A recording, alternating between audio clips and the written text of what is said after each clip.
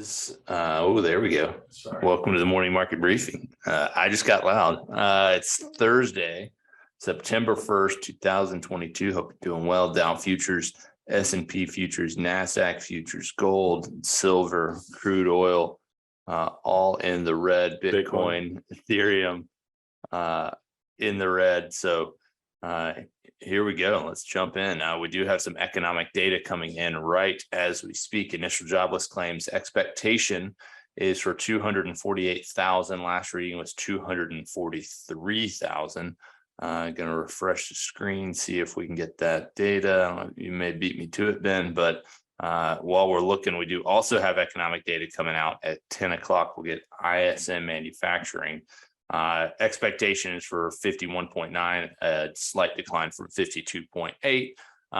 Looking really, I would say arguably the most important thing on that ISM report is looking for a decline in prices. I'd like to see something in the 55 range as opposed to 60, and then we'll get the big payroll report tomorrow. So lots of data kind of trickling in. We'll continue to monitor. We'll talk about ISM manufacturing and non-farm payrolls tomorrow. Ben, did we get a number on the jobless claims? We did. Yeah, it'll be a big show tomorrow with that economic data. So very focused on that. Today, we do have initial jobless claims fell again this last week, and and we got a downward revision as well. So you're talking about 237,000 jobs 2 weeks ago, and then 232,000 last week. So that's a really nice improvement. We were expected to be up at 248. We came in at 232, not to mention the 6,000 positive revision on the past number. So that's good news. It doesn't quite fit with some of these anecdotal news on layoffs, but what you may end up seeing is over the course of the back half of the year, some of these layoffs announcements that have been made will start to manifest in actual layoffs. But again, it takes time. It doesn't happen all immediately. So I would expect that to trickle up over the balance of the year. But for now, we're actually in this, I would call it a eye of the storm, a little bit of calmness right now as we kind of gear up for more of the cost cutting in the back half. On the layoff topic, we're continuing to just get notes from different companies making those layoffs. 3M making some staffing reductions. Ben, talk to us kind of about the context and what brought them to this point. Yeah, 3M's a bit interesting because we've talked a lot about banking. We've talked a lot about, especially on the tech side. We haven't talked a lot about layoffs in industrials. This is one of the first big ones. Now, 3M is a little bit unique. 3M has its own issues. They are now seeing 220,000 different lawsuits from military personnel where there were concerns about the earplugs that were malfunctioning. Morgan Stanley actually estimates that liability could be $14 billion with upside potential there. Right now, 3M employs 95,000 people, but they're struggling with these issues. They obviously have the lawsuit hanging over them now. They have inflation, especially on the cost side, which is hurting them, and just slow growth. And they said that as we prioritize our investments and resources, we will be adjusting on an ongoing basis the roles and responsibilities needed for future growth. They didn't give a number on the number of people who would be laid off, but that will be coming. So 3M, a little bit unique on the industrial space in terms of layoff announcements. I would say there's a reason that we do not own 3M for client portfolios because the management of this company, which makes Post-its, which makes things for the military, great products, but it's just been poorly managed over time. And it really has been, even since Matt's career. Matt has told us stories about 3M's poor management. So that really hasn't changed. And it looks like they're going to lead the way in layoffs on the industrial space too. Yeah, first mover there, probably more out of necessity than anything. Hard to really tip your cap to that management team. We had an interesting bond sell-off at the end of the day yesterday. The 10-year yield went up 8 basis points from 312 to 320. It's actually at 324 right now. What do you think kind of precipitated that? I think it's all driven by what we're seeing in Europe right now. We talked a little bit about the European inflation data yesterday, and that's really meaningful.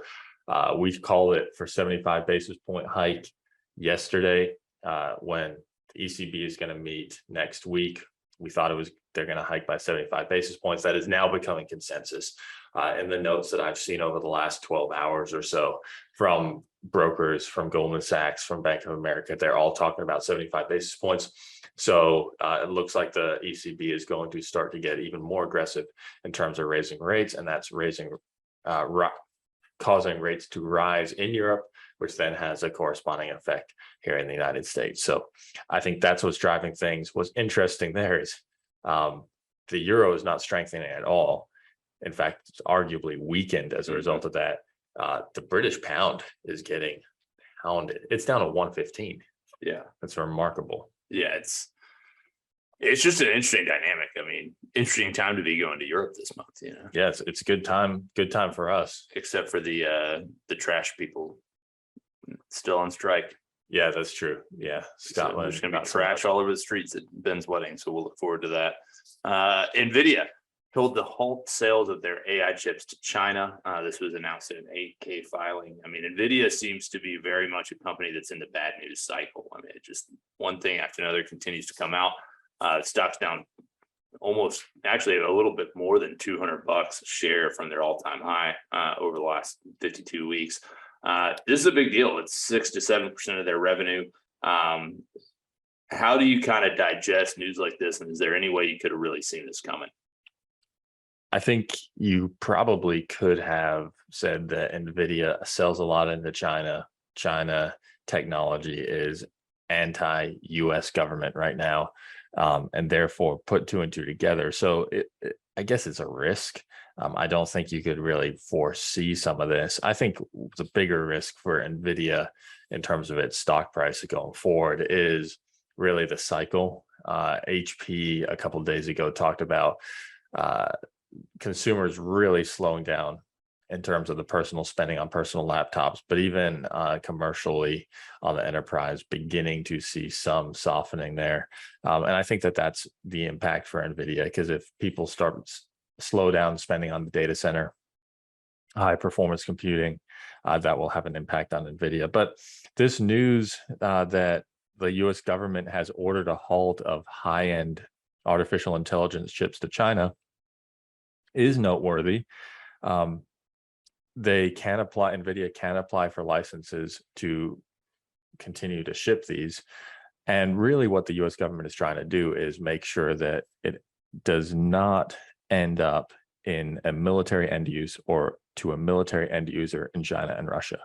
So as long as Nvidia can control that and make sure that that's all okay, I think that they'll actually be able to sell quite a lot into China, because I don't think they're selling $400 million of high-end chips only to Chinese military. I'm sure some go there, but I think it's a small proportion. Yeah, they're going to have to go through the licensing process, which will be a little bit interesting. I do think it does create a little bit of resistance, a little bit of a headwind for them, but hopefully something they can navigate through to where the impact is not as extreme as the hypothetical number looks at this point. Interesting data from Goldman Sachs as they did analysis of retailers comparing Q1 to Q2, but also some data going back, relative to 2019. From a trend level, Ben, you're seeing sales slow a bit. You're seeing inventory build. Not necessarily a surprise, but it is interesting to kind of see this amalgamation of data kind of compiled into one place. Yeah, and they looked at a variety of different companies too. They looked at Tesco, Dollar General, Ulta, Costco, Walmart, Target, Lowe's, Home Depot. So they get a pretty broad cross section of the consumer spending, and you fell on the top line from 4.1% to 3.5% from Q1 to Q2. What's interesting there is the ticket price actually remained the same, up 7.7%, which means that if you net those out, the traffic was actually down 2.3%. Again, we know that inventory is an issue. Inventory is up almost 46% over 2019. Sales are up a lot too, but they're only up 40%. And what's important here is that sales have decelerated over the last quarter and inventory has accelerated. It will be interesting to see, potentially a good time for people looking for a deal. I mean, they're going to have to move inventory. We've talked about it with Target. We've talked about it with other retailers. So keep an eye out if you want to be a savvy shopper these days, but also don't spend a lot of money. We are probably in a recession. On oil, OPEC is expecting yet again a supply deficit next year, and yet they're still going to continue to curtail supply. They expect that to be a relatively sizable deficit, 300,000 barrels a day. I'm not surprised by this action from OPEC. I mean, they seem more price oriented than anything, less worried about supply and demand. So the idea that they would push into a deficit is relatively consistent with how I would expect them to behave. What other forces do you think might be at play here on the oil side? Yeah, I think a lot of it is OPEC in terms of trying to get to close to $100 a barrel. I think this was used as almost a steadying point for oil before the big crash in 2015. And I think that they kind of want to get back to that point. So selling oil for $100 a barrel. And right now at 90, they don't like that. They say it's a disconnect between the market price and the market fundamentals. And so they want to correct that. How do you correct that? Well, you pull back on near-term supply. So even with that, though, they expect the 2022 surplus to be just 400,000 barrels a day. And they think that the 2023 is going to end up being a 300,000 barrel a day deficit, which is about 0.3% of global oil demand. Overall, they're still keeping the door open for production cuts, which would be remarkable given the trend we've seen over the last 12 months in terms of increasing production, and also the request from President Joe Biden. Yeah. I mean, that's where I do wonder. I mean, there's so much inconsistency in the Biden administration's approach to energy and oil in particular, where, hey, we're going to drill less here, ask you to drill more. It's always wrong, a little bit hollow to me to expect OPEC just to play nice and to just say, okay, we hear you, Mr. President, we'll do what you're asking, especially when they have historically been pretty focused on the pricing. Yep. And I think that $100 a barrel benchmark is something that's going to continue to kind of gain traction as, at least for the short to midterm, potentially the new normal for oil. We are at $88 right now. We've obviously come down. We've seen it much higher this year, especially this spring. But I do think they'd like to kind of march that number north. I agree. Awesome. Well, we're going to wrap it up there. We will be back tomorrow at 8:30. Lots of economic data to digest. We'll continue to monitor the market. Right now, S&P futures down about 0.6%. So we'll keep an eye on that and report back tomorrow.